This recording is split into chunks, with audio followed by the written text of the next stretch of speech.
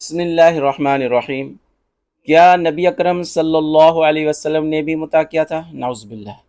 آئیے دیکھتے ہیں شیعہ کتاب سے۔ شیعوں کی معتبر کتاب ملہ حضر الفقی ہے میرے سامنے، اور جس جلد سوم ہے، اور اس میں پورا باب ہے متع کے بارے میں۔ بہت ساری روایتیں میں نے پچھلی ویڈیوز میں دکھائی ہیں۔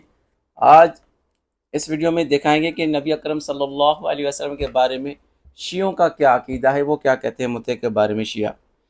اور یہ امام جعفر صادق علیہ السلام سے روایت ہے، اور یہ روایت پڑھتے ہیں، اور حضرت امام جعفر صادق علیہ السلام نے فرمایا کہ اس شخص کو ناپسند کرتا ہوں کہ وہ مرے تو رسول اللہ صلی اللہ علیہ وآلہ وسلم کی سنتوں میں سے کسی سنت پر عمل کرنا باقی رہ جائے کہ اس نے اس پر عمل نہ کیا ہو۔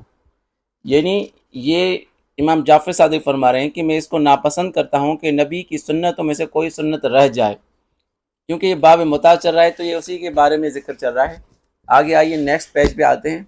اس میں لکھا ہوا ہے کہ راوی کہتا ہے میں نے عرض کیا کہ کیا رسول اللہ صلی اللہ علیہ وآلہ وسلم نے بھی کوئی مطاع کیا تھا؟ تو آپ علیہ السلام نے فرمایا کہ ہاں۔ پھر آپ نے یہ قرآن کی آیت پڑھی، یعنی نبی اکرم صلی اللہ علیہ وسلم پر بھی بہتان لگایا ہے کہ نعوذ باللہ ثم نعوذ باللہ انہوں نے بھی مطاع کیا تھا۔ اور ایک عجیب بات ہے، شیعوں کو جب کہتے ہیں کہ بھائی مطاع تو تمہارے مذہب میں حلال ہے، جائز ہے، بلکہ بہت بڑی عبادت ہے، لیکن ان کو جب یہ پوچھتے ہیں کہ تمہاری عورتیں مطاع کرواتی ہیں تو ان کو فوراً غصہ آ جاتا ہے۔